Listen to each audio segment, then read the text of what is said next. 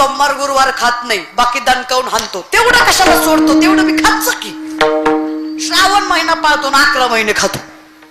हा, गणपती 10 दिवस खात नाही, बाकी लगे 11व्या दिवशी हाणतो. खा तर खा, नाही तर अरे 1 महिना कमी तिखट, कमी तेल, कमी मिठाचं खाऊन बघा. किती महिना स्वभावात फरक पडतो की नाही बघा. हे जर टेम्पर हाय असतं ना कायम, एका ठोक्यात जी बायको गार करता ना, ते व्हायचं नाही महाराज. तिचंही ऐकून घ्याल काहीतरी. जरा लो राहील टेम्पर. बघा, ऑब्झर्व करा, निरीक्षण करा, प्रयत्न तरी करा. ही जी तर्री तर्री खाता का तुम्ही, या तर्रीनच वाटोळ केलंय तुमचं. सजने रसा रसा वाढ, रशानच काटा काढलाय जिंदगीचा. अरे घाला रे माळ, मरू द्या, तुम्हाला सांगते. ते सुधारायच्या काही लाईन येत नाही. तुम्ही आहे कसं असते, ह्यांचं तुम्हाला येत नाही, पण तुमचं ह्यांना, बायकोचं नवऱ्याला, काय काय घरातल्या बायकाच खतरनाक आहे त्या. तीच म्हणते रविवार आज आण की, तुम्ही बी खा मी बी खाते. असली बायको नसलेली बरी राव. हा, अरे घरातली बायको अशी असावी, घरातली सोन अशी असावी, तिच्या गळ्यात तुळशीची माळ, मुखात विटेवरच्या मालकाचं नाव आणि मोठ्यांचा आदर करण्याचे संस्कार असावे. ती मुलगी तुमच्या छोट्या घराला सामर्थ्यापर्यंत पोचवेल. ज्या घरात सामर्थ्यवंत मुलगी, संस्कारित मुलगी. पोरींनो, मैत्रीण म्हणून सांगते, एखादा मुलगा आपल्याकडे वाईट नजरेनं जरी बघत असला, त्याला जर आपल्या गळ्यातली तुळशीची माळ आणि कपाळाचा गंध दिसला, त्याची वाईट नजर सुद्धा चांगल्या नजरेत बदलल्याशिवाय राहणार नाही. फक्त एकदा ही गळ्यात तुळशीची माळ घालून बघा, आयुष्य सुधारल्याशिवाय राहणार. त्याला सुद्धा वाटेल मुलगी फालतू नाहीये, मुलगी स्पिरिच्युअल आहे, आध्यात्मिक आहे. हिच्या नादी लागून चालणार, हिला पाप पुण्य कळतंय. कळू नाही तर नाही कळू, पण त्या पुढच्याला वाटेल. ही जी कंठी आहे ना, कंठी म्हणजे तुळशीची माळ जी आपण एकदम कंठाच्या जवळ घालतो. एकदा ट्राय कर, एकदा ज्ञानेश्वरी वाचून बघा, प्रयत्न तर करा. नाही कळावी एवढी पात्रता नाहीच आहे आपली. तुम्ही आम्हाला कशाला ज्ञानेश्वरी कळणार आहे? आपल्याला ज्ञानेश्वरी नाही कळली तरी चालेल. ज्ञानेश्वरीला आपण कळलो, आपल्या जीवनाची वृद्धिंगता होणार. फक्त ज्ञानोबांना कळू द्या, हे लेकरू माझं आहे, त्यांना कळू द्या की आपल्याला ऊब लागते, खूप ताकद आहे. चाचूचेनी सांडसे खंडे जपय पाणी राज हंसे, तुझं ज्ञान विज्ञान तैसे वाटून देऊ. माऊली म्हणतात, आम्ही तुम्हाला सांगू खरं काय, आणि पण तुम्ही या तर खरं. पण हे कलियुग असं आहे, इथं 4 माणसं एकच खोटं बोलली की खोटं सुद्धा खरं झाल्याशिवाय खरं आहे का खोटं? तुम्हाला धरून आणलं का? बळजुबरीनं आलात का? 200 दिलेत का यायला? हा, मग नुसते मड्याला बसल्यासारखे बसू नका, लय खतरनाक बसलात तुम्ही. तू बोल, मी आहे, तू बोल, मी बसलो आहे, तू बोल, मी ऐकतो आहे, तू बोल, मी येत नाही कुणाच्या कीर्तनाला, तुझं नाव ऐकून आलोय, तू बोल. इतका मध्ये बसू नका. कोणासमोर करताय? या व्यासपीठासमोर. माझं मरुदार आहे, पण या व्यासपीठासमोर जगद्गुरु तुकोबांचं कीर्तन होतं.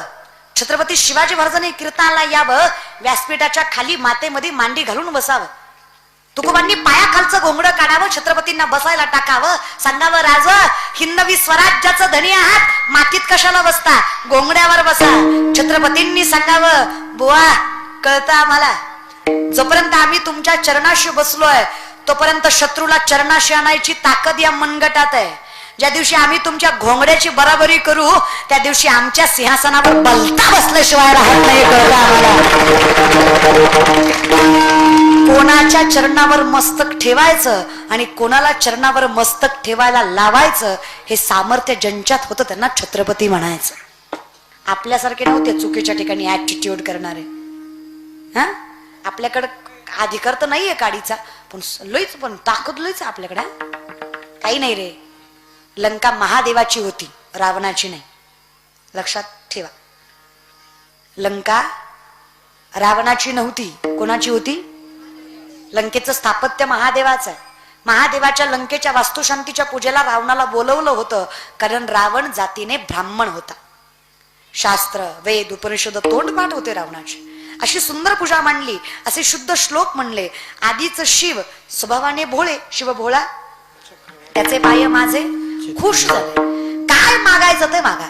जगातले पहिले पुजारी वास्तुशांतीला आला आणि बांगलाच घेऊन गेला. कळलं त्याला, कळलं महाराज. लंका होती कोणाची, झाली कोणाची, टिकली का? लोकाचं घेतलेलं टिकत नसते.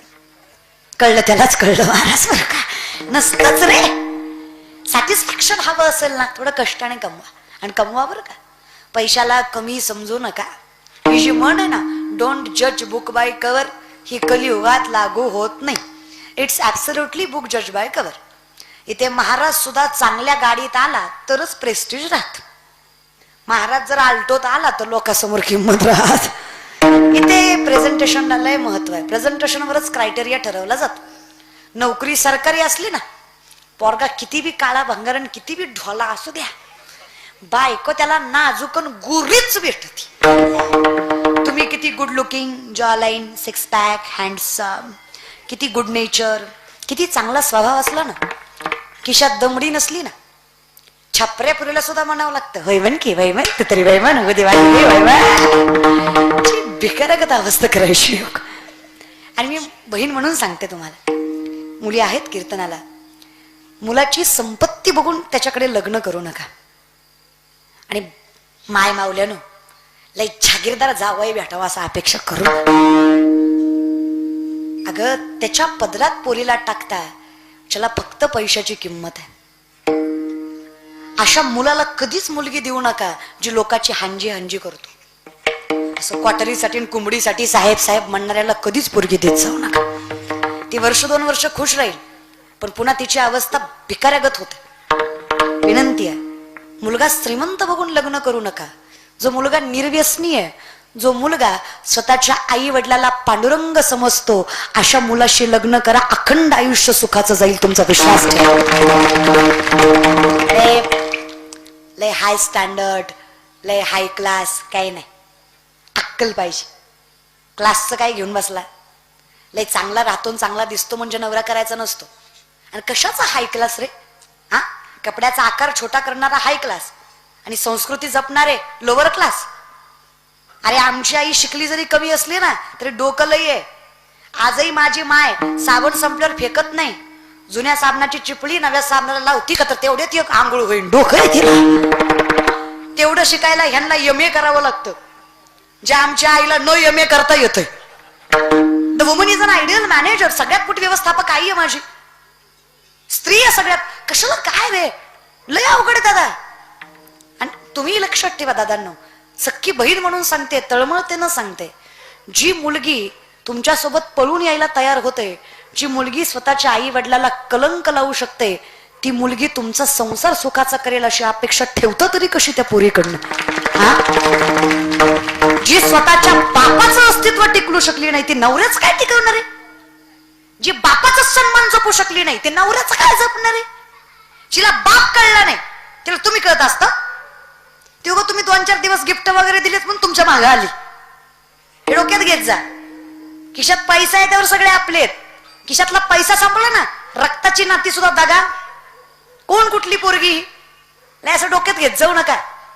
हा, एवढं मात्र पोरींनो, तुम्ही जर त्या मुलाला वाईट काळात साथ दिली ना, त्याचा चांगला काळ आल्यावर तो मुलगा तुम्हाला कधीच दगा देणार नाही. विश्वास मी देते त्याला. वाईट काळात साथ कधीच नवऱ्याला वाईट काळात घालून पाडून बोलायचं, माझ्याकडं लय होतं, उगच तुम्हाला केलं, तुमच्या आधी लय चांगलं चांगलं बघायला आलतं, असलं करायचं नाही. त्याचा काळ वाईट चालू आहे याचा अर्थ तुम्ही बोलावं असं समजून येत जा प्रत्येक. आणि नाती जपली तर परमार्थ कळणार आहे. या विषयाकडे चला. सामर्थ्य देवा खूप दिलं देवाने, खूप. पण देवाने दिलं याची जाण ठेवली नाही आम्ही. बलिप्रतिपदा माहित आहे? बलिप्रतिपदा माहित आहे? कधी असते? कधी असते? मी काय वाटोळं केलंय बरं तुमचं? तसं का करताय तुम्ही? हा, तुमचं कसं आहे माहित आहे का? एक माणूस एका महाराजाकडे गेला, म्हणला वर्षात लिकरू झालं पाहिजे. खरं तर हाच विनोद आहे, पण मरू द्या महाराज. महाराज म्हणले हरकत नाही, नारळ घे, तुला वर्षात होईल. हा वर्षांना माघारी आला. म्हणला भामटा येतो, वर्ष झालं लेकरू नाही. महाराज म्हणला नारळ दुसरा घे, पण माणसात बुबलू नको, झालं नाही गबस, दुसरा घे. दुसरा दिला. हा 2 वर्षांना आला. म्हणला पक्का भामटा येतो. 2दा नारळ घेतला, एकदा लेकरू नाही. महाराज म्हणले बऱ्यापैकी माझा नारळ फसत नाही, तुझ्या बाबतीत 2दा फसलं, तुझंच काहीतरी चुकतंय. अचानक महाराजाला आठवलं. महाराज म्हणले का रे, जेवढी माणसं माझ्याकडे लेकरू मागायला आली सगळी बायको घेऊन आली. ज्याला कळलं त्याला कळलं महाराज. आणि ज्या काही एका दोघाला कळलं, खरंच सेन्स ऑफ ह्युमर खतरनाक आहे आमचा. लक्ष देऊन कीर्तन ऐकताय तुम्ही. महाराज म्हणले सगळी माणसं बायको घेऊन आली, तो 2दाही एकटाच आला. तुझी बायको कुठे आहे? ती म्हणला लग्न नाही झालं. तुम्ही सांगा हात नवली कर, ह्याला किती नारळ दिलं लेकरू होणार आहे. मी तुम्हाला सांगते, अशी तुम्ही किती भजन केल्यावर तुम्हाला देव भेटणार आहे. तू का म्हणे चित्त करारे निर्मळ येऊनी गोपाळ. अरे मन तर जागेवर ठेवा. चला बोलत जा. बलिप्रतिपदा माहित आहे कधी असते? दिवाळीत. त्याला आपण काय म्हणतो? पाडवा. हा, पाडव्या दिवशी कोण कुणाला ओवाळत? आ नाही रे बाळा, दिवस चुकवू नका. तुम्ही जर पाडव्याला नवरा आपलं भाऊ ओवाळता, मग भाऊबीजीला कोण ओवाळता? अगं भाऊबीजीला भाऊ आणि पाडव्याला नवरा ओवाळायचा असतो. भाऊबीज चुकली तरी काय हरकत नाही, भाऊ लय असतात. कळलं त्याला, कळलं महाराज. बिचारा भेटलाय नशिबान, त्याला ओवाळीचा ना पाडव्याला. मग पाडव्याला कोण ओवाळायचं? नवरा. रुक्मिणी माता नक्षत्रासारख्या नटल्या होत्या, 16 शृंगार केला होता आणि पाडव्याच्या दिवशी पांडुरंग परमात्म्यासमोर येऊन उभा राहिला. पांडुरंगाला म्हणल्या देवा, रोज तुम्हाला भक्त आधी ओवाळतात, आज पाडवाय, आज बायकोने ओवाळायचं असतं, आज पहिल्यांदा मला ओवाळू द्या. एवढ्या सुंदर रखमाई माता बघून पांडुरंग म्हटले, रखमा काय गोड दिसतस गाज.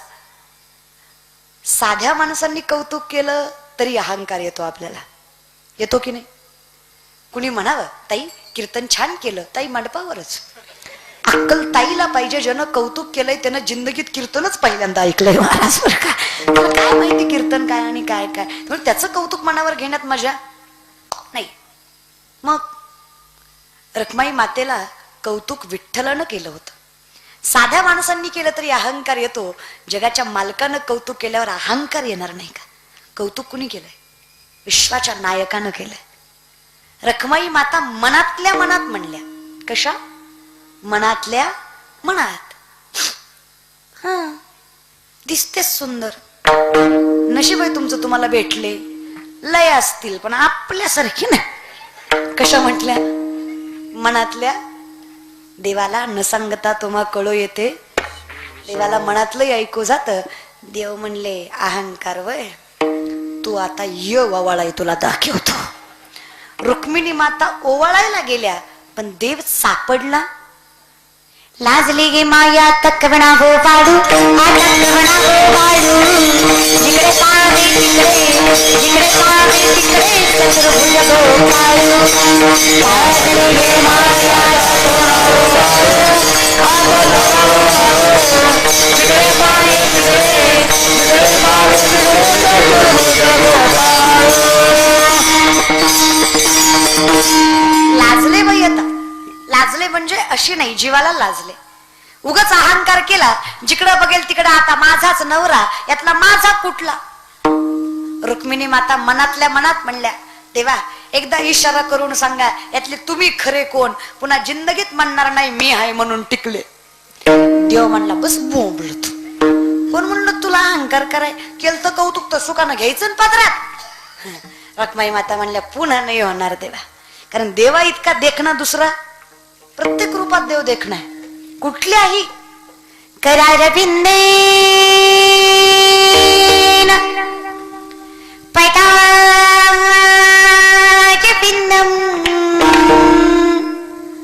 मुखार बिंदेन विनिवेशयन्तम वटस्य पत्रस्य पुटेश शयानं शयानं बालं मुकुन्दं मनसा स्मरामि श्रीकृष्ण गोविन्द हरे मुरारी नाथ नारायण वासुदेव श्रीकृष्ण गोविन्द हरे मुरारी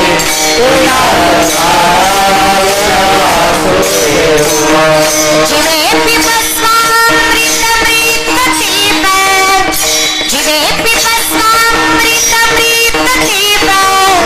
गोविन्द दामोदर माधवेति श्रीकृष्ण गोविन्द हरि मुरारी नाथ नारायण वासुदेव श्रीकृष्ण गोविन्द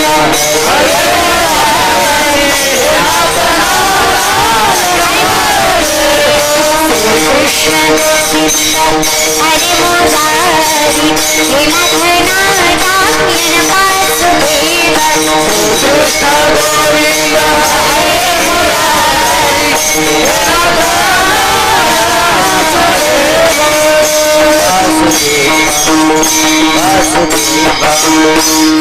हे नाथ नारायण वासुदेव.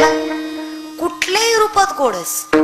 कभी राम बन के कभी श्याम बन के चले आना प्रभु जी चले आना. कभी राम बन के कभी श्याम बन के चले आना प्रभू जी चले आना. कारण आम्हाला माहित निर्गुण निराकार असतो. रूप आमच्यासाठी घेतोस. तुझं कामच आहे. ओ पालनहारी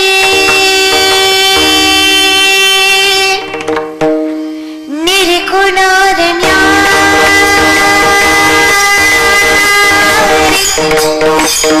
तुम्हारे बिना हमारा कौन नहीं.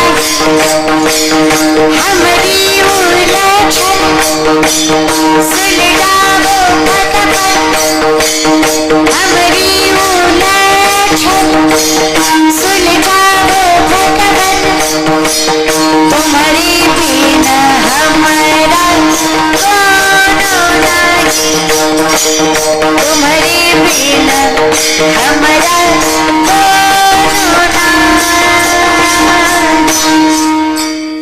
कुणीच नाहीये रे देवा. एकमेवस सत्य तू सत्य तू सत्य तू विठ्ठला. बाकी सगळा जगत भास आहे. इमॅजिनेशन आहे, कल्पना आहे. एकदा तू माझा झाला देव माझा मी देवाचा हीच माझी. मग गरज नाही कोणाची. हम तुम्हारे थे प्रभु जी तुम हमारे हो. हम तुम्हारे तुम हमारे ही रहो. ओ मेरे प्रियतम हम तुम्हारे थे प्रभु जी तुम हमारे हो. हम तुम्हारे थे प्रभु जी तुम हमारे हो. न न न न न. हम तुम्हारे तुम हमारे ही रहो. ओ मेरे प्रियतम तुम हमारे हम तुम्हारे ही रहे. ओ मेरे प्रियम ओ मेरे प्रियम ओ मेरे प्रियतम. एवढं प्रेम पाहिजे तेव्हा देव भेटतोय बघा. त्याच्याशिवाय दुसरं काही दिसलं दृष्टी न फिरे. माझे चित्त तुझे 70-75 वर्षाची म्हातारी दारात गोकुळामध्ये कृष्णाची रांगोळ काढत होती. प्रेमाची प्रचिती करायला उद्धवाला देवानं गोकुळात पाठवलं होतं. इतकी सुंदर रांगोळ बघून उद्धवाने विचारलं त्या आईला, काहू आजी एवढा सुंदर देव कसा काढायला जमला. असं वाटतंय साक्षात उभा आहे समोर. एवढा जिवंत परमात्मा एवढ्या वयात कसं काय जमला. त्या आजीनं सांगावं, उद्धवा कृष्ण गेला पण एकटा नाही, आमच्यासारख्या सगळ्या गवळणींचा आत्मा घेऊन गेला. राहिलं ते फक्त हाडा मासाचं शरीर आहे. दिसतंय ते फक्त नाशिवंत आहे. मन त्याच्या जवळच. त्याच्याशिवाय दुसरं कोणाचं नाव घेतलं नाही, त्याच्याशिवाय दुसरं काही सुचलं नाही. अरे उठता बसता खाता पिता त्याचंच नामस्मरण केलं. आता अशी अवस्था आहे, डोळे झाकून हात फिरवला तरी कृष्णाचं स्वरूप उमटतं. एवढं प्रेम माझं त्याच्यावर आपोआप झालं.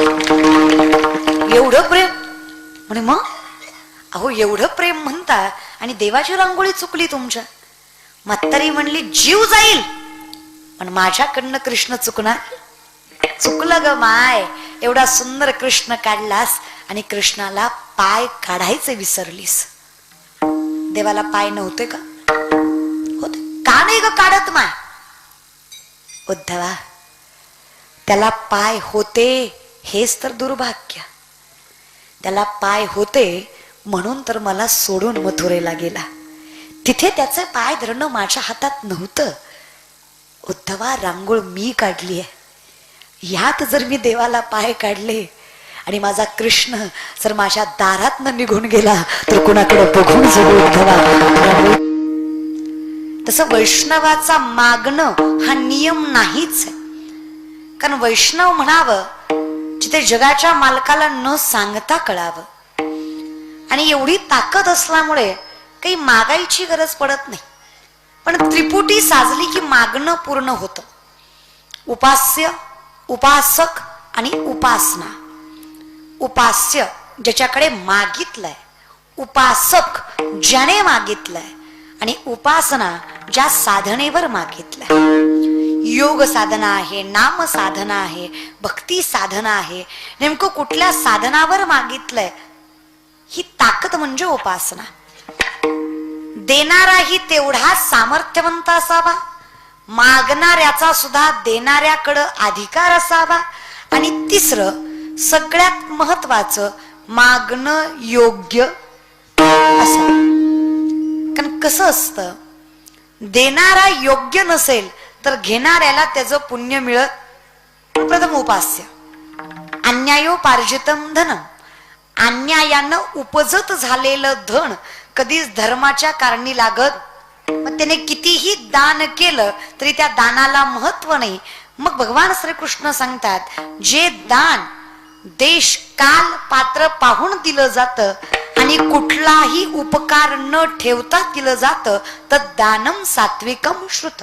ते दान सात्विक आहे. मग माऊली त्याच्या पलीकडे सांगतात, द्यावं हे देशकाल पात्र बघून जर द्यायचं असतंय देवा तर जे देणारा आहे त्यानं देताना तेच द्यावं जे त्यानं योग्य रीतीनं कमवलं. जरी स्वधर्मात होते जे जे मिळे आपण याते, ते ते दिजे बहुते सन्मान योग्य. अगदी हे माऊलींचं मत आहे. आणि म्हणून जो देतोय त्याचा अधिकार मोठा हवा किंवा त्यानं देताना त्याचा उपकार ठेवू नये. आणि असा पंढरीचा मालक आहे ज्याने आजपर्यंत आमच्याकडे कुठल्याच दानाचा उपकार मागितला, परतफेड मागितली कधीच नाही. म्हणला तो की मी तुझ्यासाठी एवढं केलंय, तू माझ्यासाठी एवढं कर. जगाच्या मालकाचं नामचिंतन करणं हे आमच्या सुखासाठी आहे आणि ते करता यावं म्हणून हा अभंग आहे.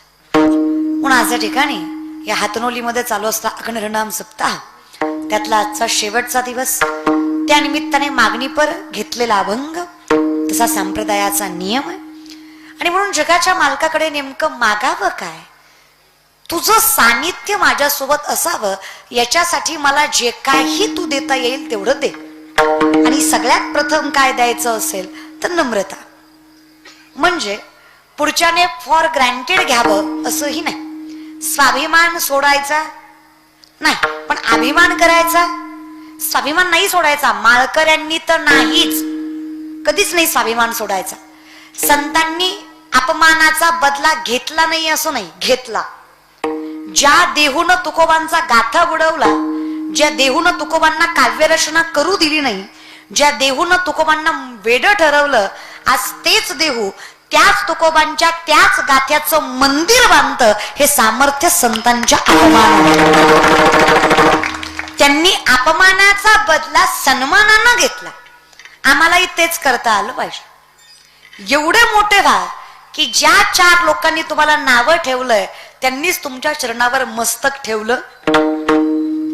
तेव्हा ऐरावत रत्न इतके इतके मोठे व्हा.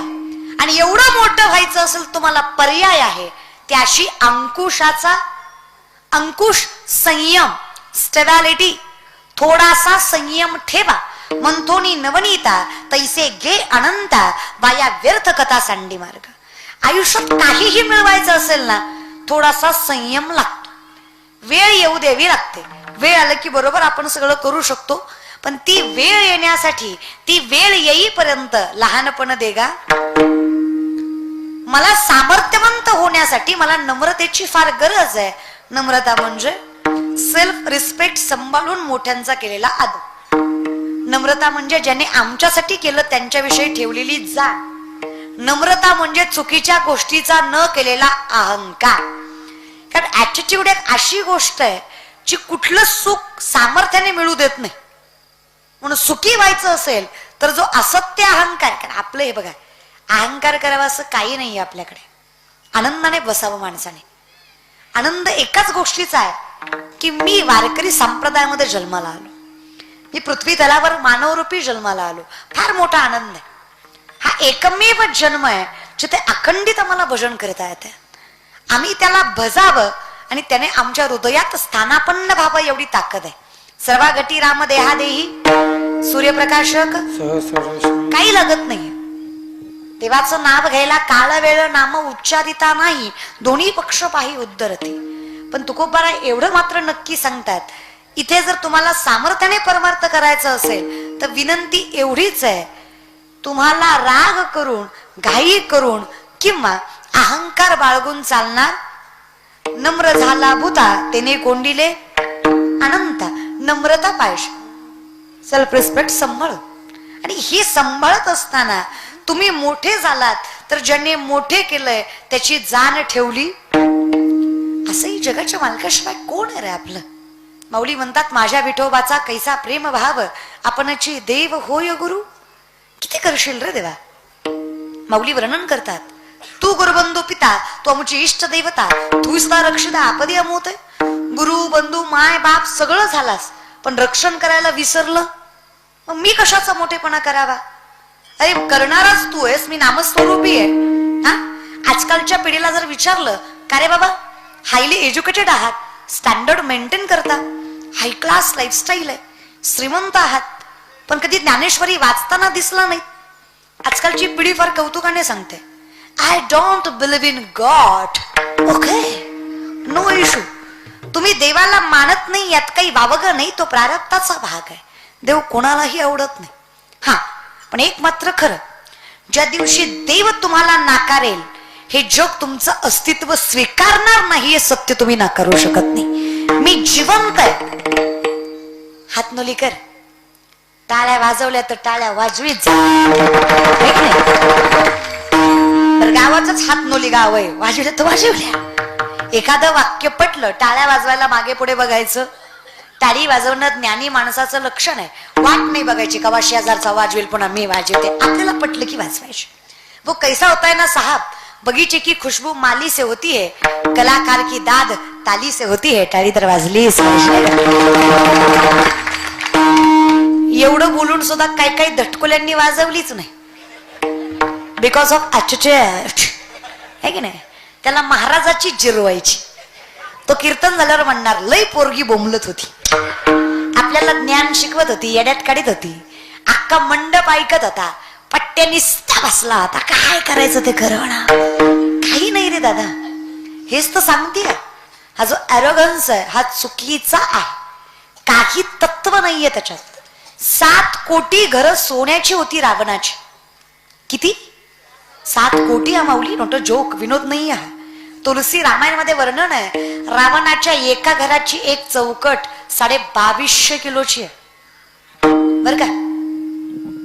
धोंड्याचा महिना, अर्धा तोळा घातला गेल्या वर्षी सासऱ्याने, तरी बायको महिनाभर स्टेटस ठेवत होती, लाडाचा जावाई गेला सासरवाडीला. महिनाभर अर्ध्या तोळ्यावर ही लायकी आपली. 2250 किलो रे. एक चौकट. सोपं सांगू का, रावणाची एक चौकट विकली तर 35 वेळा आमदार होता येते. किती वेळा? 35. अशी एक चौकट नव्हती त्याच्याकडं, 7 कोटी चौकटी होत्या. कारण घर किती होती? मी फक्त चौकटीचा हिशोब लावलाय, बाकी तुम्ही बघा. 80,000 बायका, 1,00,000 पोरं, 1,25,00,000 नातू, फक्त घरातलं मतदान एवढं होतं. विचार करा ना. आणि ते पाहुणे रावळेच घ्या. 80,000 बायकाचे आई बाप, 1,60,000 म्हणू नका. ज्याच्या एकट्या जावयानं 80 केल्या त्याचा सासरा गुणाचा असन का? ते 2-4 तरी करील की महाराज जावयाकडे बघून तरी. काय ताकद त्याच्याकडं. 3दा कैलास हलवला माऊली. कितीदा? मनुष्यबळ सांगितलं, धनबळ सांगितलं, आता भक्तिबळ बघा. ताकद सांगायला गेली तर 3दा कैलास हलवला. भक्ती सांगायला गेलात तर रावणासारखा शिवभक्त आजपर्यंत झाला. द नाव मुमेंट, आत्ताच्या क्षणापर्यंत सगळ्यात मोठे शिवभक्त रावण आहेत. नाथ बाबा, नाथ रामायणामध्ये वर्णन करतात, धन्य भाग्य रावणाचे दास झाले शंकराचे. दिवसातला 7 ते 8 तास वेळ फक्त शिवपूजेला लागायचा रावणाला. 14 माणसं पूजेचं सामान हाताखाली द्यायला होती. रोज 1,000 कमळ शिवपिंडीला व्हायचा. चुकून एके दिवशी 999 भरले, पूजेतनं उठला नाही, कुणाला आणायला सांगितलं नाही, स्वतःच शिर कापलं आणि 1,000वा शिर कमल म्हणून शिवपिंडीला अर्पण केलं. एवढा महान शिवभक्त रावण होता. देवानं तरी काय कमी केलं? लंका कोणाची? भिका पाटलाची. माय बोलत जा की ग, तुम्ही माझ्या पार्टीचे आहे म्हणून तरी बोलत जा. बर हातनलीच्या माय मावल्या, बोलायला कुठं आपल्याला शिकवावं लागतं का ग?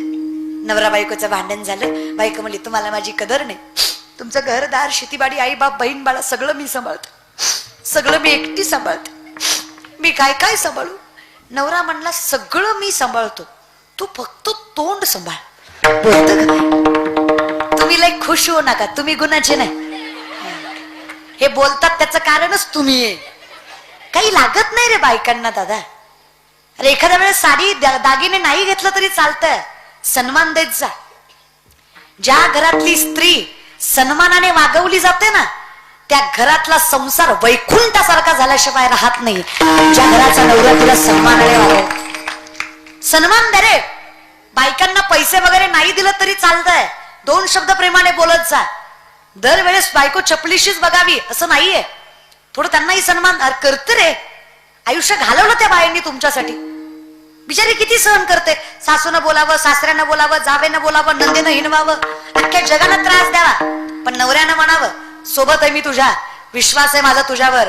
बाई सगळी संकट एका पायावर सहन करते, फक्त नवरा तिला विश्वास ठेवणारा भेटला पाहिजे. आयुष्यात तिला काहीच लागत नाही. वाजवा टाळ्या, वाजवा. जिंदगीत कवा आमचं बी कौतुक करीत जा.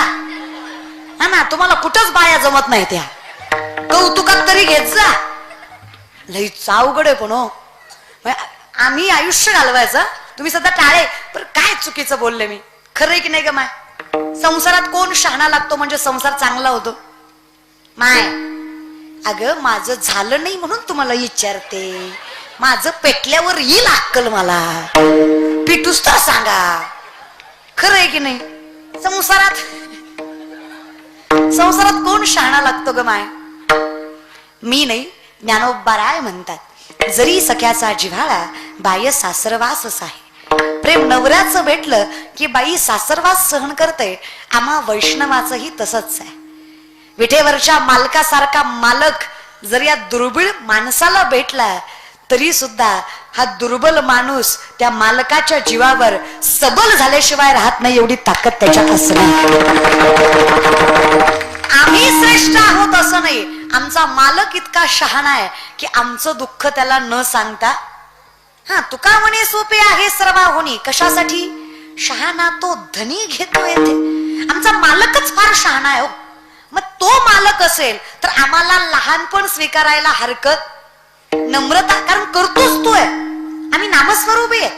पितामहा भीष्माने वचन दिलं कृष्णाला, काही झालं देवा तू शस्त्र उचलायचं नाही. काय उपदेश करायचा तो मुखाने, तुझं कारण नाही इथे असायचं, तरी आहेस तर फक्त उपदेश कर, तू शस्त्र चालवायचं वचन दिलं कृष्णाने. अर्जुनाच्या रथाचा पाय गेलेला असताना बाणावर बाण कौरवांनी अर्जुनाला मारला. देवाला सहन झालं नाही. देवाने सुदर्शन चक्र फिरवलं. भीष्माने विचारलं, देवस मरे, परमात्मा असून वचन मोडलंस काय? आदर्श काय घ्यायचं तुझ्याकडनं? भगवान श्रीकृष्णाने सांगितलं, पितामह स्वतःचं वचन मोडेल पण डोळ्यात देखत भक्तावर झालेला अन्याय कधी उघड्या डोळ्याने सहन करणार नाही. भगवंत आहे मी, स्वतःला कलंक लावून घेईल पण भक्तांना त्रास होऊ देणार. असा मालक भेटल्यावर काय हरकत आहे लहानपण देगा. मी दासत्व स्वीकारायला तयार आहे, कारण जेवढी ताकद मालकात आहे माझा मालक तेवढीच ताकद दासात देतो. देव पहावया तेथे देवची होणी. एवढं जर देव माझा करत असेल तर मला काही हरकत नाहीये लहानपण देगा. तर मला माहित आहे ऐरावत रत्न, माझी नम्रता मला एक श्रेष्ठ व्यक्तिमत्व घडवणार आहे. जो असताना तर त्याचं कौतुक केलंच जाणार, पण तुका म्हणे एक मरणेची सरे उत्तमची उरे. आम्ही गेल्यानंतर सुद्धा ते कौतुक अखंडित राहणार. आणि विचार करा, थोडं प्रॅक्टिकल पण राहा रे. कसला परमार्थ करतोय आपण. आपल्याला संत कळत नाहीयेत रे. स्वतःच अस्तित्व मोठं करायला ज्ञानोबांनी भिंत चालवलीच का, तुकोबांचा गाथा तरलाच का, रेड्यामुखी वेद बोललाच का, नातांच्या घरी जगाचा मालक 36 वर्ष राहिलाच का. इतके तर्क वितर्क लावता तुम्ही आणि कुठल्या बेसिसवर देव नाकारता सांगा ना. एकदा ज्ञानेश्वरी वाचा. 90% सायन्स इट्स ज्ञानेश्वरी. 90% विज्ञान म्हणजे ज्ञानेश्वरी आहे. जे आपण आज शिकतो ना पुस्तकात, art, commerce, science, BSc, MBBS, PhD, agriculture, MPC, UPC, जे काही आपण आज करतो ना, ते मात्र ज्ञान नाही ज्ञानोबांसाठी. सर्वज्ञ ते चालते ज्ञानाचे प्रतिबिंब, ओतप्रोत ज्ञान, ज्ञानाला फुटलेली वाचा, ज्ञानानं घेतलेला अवतार, विश्वाची माय म्हणजे ज्ञानोबा आहे. त्यांच्या पुढे आपलं ज्ञान काय. कोण आहे आपण आणि कशाचा अहंकार. 4 पुस्तकं वाचल्याचा आणि त्या पुस्तकामुळे इतका मूर्खपणा निर्माण झाला की आम्ही देवच नाकारतोय. अरे सावध सांगे संतोषाला, खोकड पुस्तकं वाचे. अरे पुस्तक वाचून खोकडी शाणी होतात. माणसांचं काय घेऊन बसलात. ज्ञानी कुणाला म्हणावं. उपजता ज्ञानी हे वर्म जाणोनी आले लोटांगणी. हे ज्ञान आहे जे व्यक्तीच्या अगोदर येतं. मोठं की देहाकृती उमटे निज ज्ञानाची पहाट फुटे, सूर्या पुढे प्रगटे प्रकाश जैसा. ज्ञानोबरांना ज्ञानाची व्याख्या विचार. या बल्बचा शोध 100-125 वर्षापूर्वी कुठला तरी पाश्चिमात्य सायंटिस्टने लावला. अख्ख्या जगाला त्याचं नाव माहित आहे. 750 वर्षापूर्वीचा काळ आहे. 16 वर्षाचे ज्ञानोबा आहे. ज्ञानाच आहे हायजॅक करायला. इतकं कशी तुमची दुर्बुद्धी रे. त्याच्या गळ्यात तुळशीची माळ. It is uneducated. आणि ज्याला स्वतःचे मायबाप सांभाळता आले नाही, इट इज वेल एज्युकेटेड. कसली बुद्धी होई. यांचा अंगाऱ्यावर विश्वास आहे पण बुक्क्यावर नाही. कळलं त्यालाच कळलं. मरणाचा हातात गळ्यात माळ घालतो पण तुळस घालत नाही. अरे एक तुळशीची माळ घाल, तुला 100 माळा घालायची गरज पडणार नाही. ती एक तुळशीची माळ अखंड कुळ तुझं प्रबळ कडे एवढी ताकद काय एका तुळशीच्या माळ्यात. लय भलते मनी घालत जाऊ नका, काही होत नाही त्यानं. अशी जर मनावर शांत झाली असती ना लोक, अहो जगात भांडणं झाली. कुठे लॉजिक लावताय. कसं 10 दिवस गणपती बुडवताना बाबूराव कशाला बसवतोस. नको ना बसू. देव म्हणलाय का तुला बसव बिसव म्हणून. मग गप बस. नाही जमत आहे ना. नवरात्राचे उपवास, दसऱ्या दिवशी बोकड, देवी कुपती म्हण पोत्यात घालून हल्ला पाहिजे राव सांगणारा. कसलं लॉजिक आहे मला सांगा बरं एकदा हे. नाकाच्या शेंड्यापासून टाकल्यापर्यंत गंध, बापाच्या कमरेत लाता, देव भेटला नाही, तू बाप ठोकला. वीट येतो रे वीट विचारांचा. कसला हा परमार्थ. द्वैताची झाडणी गुरुविन ज्ञान आणि तया कैचे कीर्तन घडेल नामी. माऊली म्हणतात ते खोटं नाही. जयाचे आही धड नाही तयासी परित्र पुससी काही, अशी गत आहे आमची. मोठेपणा चुकीच्या गोष्टीच आहे. नामदेवराय सांगतात बघा, आमचं आयुष्य म्हणजे कसं झालंय ना विठ्ठला, इतकं खोटं झालंय. नामदेवराय वर्णन करतात. लटके झाले कटके तिथे काढक्या एवढे राळे, लटके झाले कटके तिथे काढक्या एवढे राळे, लटके झाले कटके लटके लटके झाले कटके लटके लटके झाले कटके तिथे काढक्या एवढे राळे, लटके लटके झाले कटके तिथे काढक्या एवढे राळे, लटके झाले कटके तिथे पुढे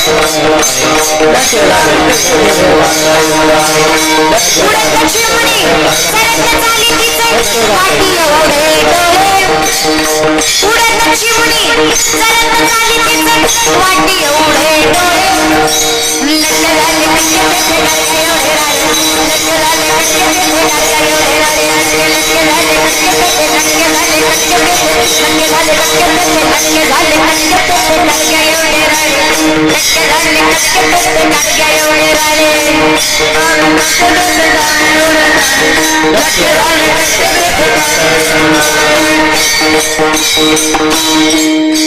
गाताना आहे ना शब्द कळत नाही माऊली, प्रमाण काय चालू आहे हे काहीच कळत नाही. लटके झाले कटके तेथे काडक्या एवढे राडे, लटके झाले कटके तेथे काडक्या एवढे राडे, उडत चिमणी चरत चाले तिचे वाटी एवढे डोळे.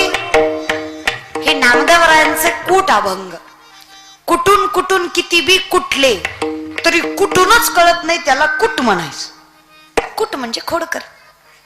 मुंगी व्याली शिंगी झाली, मुंगी व्याली शिंगी झाली, मुंगी व्याली शिंगी झाली, मुंगी व्याली शिंगी झाली. तिचे दूध किती 17 जणले पिले 12 हाती. मुंगी व्याली शिंगी झाली, मुंगी व्याली शिंगी झाली, मुंगी व्याली शिंगी झाली, मुंगी व्याली शिंगी झाली. नामदेवराय म्हणतात कोण व्याली? मुंगी. कोण व्याली? तिचं दूध 17 रांझण. कुणाचं? मुंगीचं. पिले किती? 12 हत्ती. कुणाचं दूध?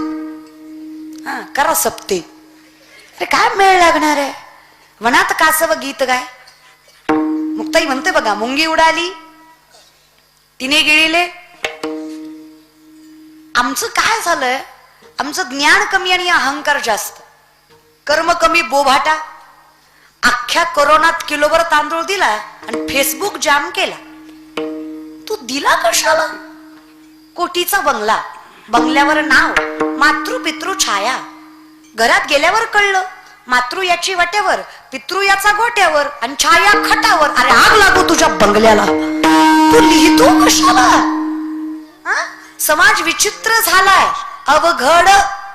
सगळेच आपण परमार्थ शिकतोय. आपण काय कळणार आहे आपल्याला? अरे आपली परिस्थिती इतकी बेकार है. यहाँ कोई मरे वोटों के लिए तो कोई मरे नोटों के लिए. यहाँ कोई मरे वोटों के लिए तो कोई मरे नोटों के लिए.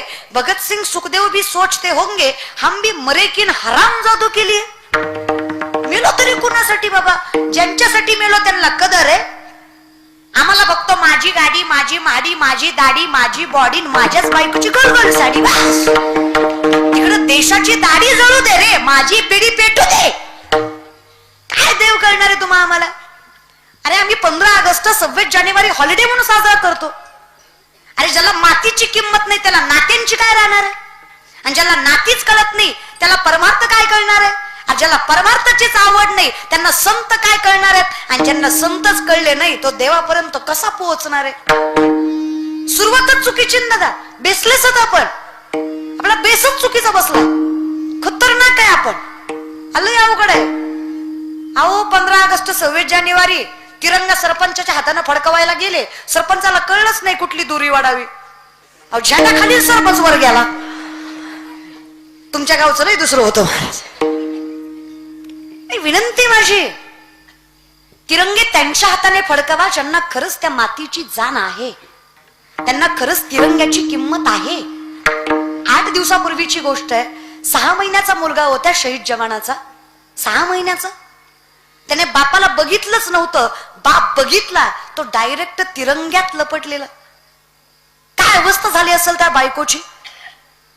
6 महिन्याचं पोरगा हातात घेऊन ती बापाची ओळख जर मृतदेहाशी करून देत असेल, तिला विचारा ना तिरंग्याची किंमत. त्या बापाला विचारा ज्यानं म्हातारपणाची काठी समर्पित केली देशासाठी. त्या आईला विचारा, एकुलतं एक पोरग होतं, पोटचा गोळा दिला तिनं देशासाठी.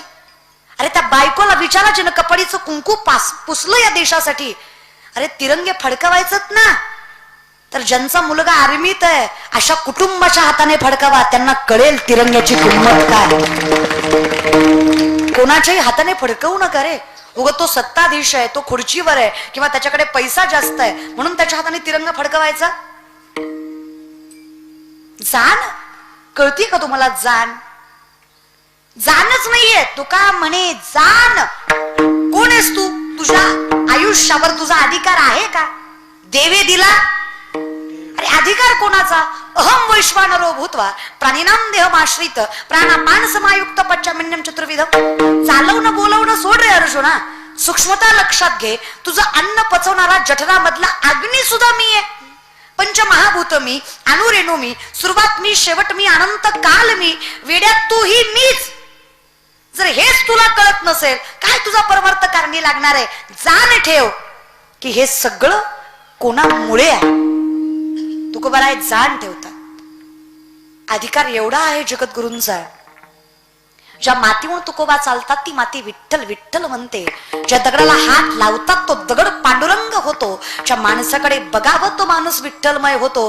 तुकोबाराय कीर्तन करायला लागले ना, मृत झालेला मुलगा उभा राहून टाळी वाजवत एवढं सामर्थ्य ज्यांच्या शब्दात होतं त्यांना जगद्गुरु तुकोबाराय म्हणतात. ते तुकोबाराय म्हणतात. तुका म्हणे मज बोलविता देव आपुलिया बळे नाही मी बोलत सखा कृपावंत वाचा त्याची. साळुंकी मंजुळ बोलत असे वाणी शिकविता धनी वेगळाच. अधिकार कमी नाहीये संतांचा. अहो संतांच्या घरी जगाचा मालक चाकरी करतो म्हणल्यावर काय अधिकार असेल त्या व्यक्तिमत्वांचा? ते जर म्हणतायत मज पामरा काय थोरपण ज्ञानोबरा ज्ञानी आहात तुम्ही, माझा काय अधिकार आहे तुमच्या समोर? कोण आहे आपण? हा खरं ना विचार. अहो त्या अमृताला पवित्र करायची ताकद ज्याच्यात आहे ते हरिनाम आहे. असेच ब्रह्मदेव नारद मुनी समोरून चालले होते. ब्रह्मदेव इंद्रदेव बसले होते. अमृत प्राशन करत होते. सहज म्हणले इंद्रदेव, नारदा अमृत जरा थोडस कमी गोड लागतंय. मराठी भाषेत पांचाट लागतंय, कमी गोड लागतंय. कशी याची गोडवा कसा वाढवायचा? नारद मुनी सांगतात तो महाविष्णूचा अवतार, विठेवरच्या मालकाचा अवतार, सवळ्यातला परमात्मा. पण ज्या ठिकाणी येऊन बेभान होऊन नाचतो ती जागा म्हणजे संतांचं कीर्तन आहे. अमृताला गोड करायची ताकद त्या संकीर्तनामध्ये आहे. तिथे जा आणि करा ते गोड. अशा पंक्ती बसल्या सगळ्या देवतांच्या. इंद्रदेव आले, अमृताचे ताट घेऊन आले इंद्र. सुरवरे गरजती जय जयकारे. चोखियांच्या घरी शुद्ध झाले अमृत.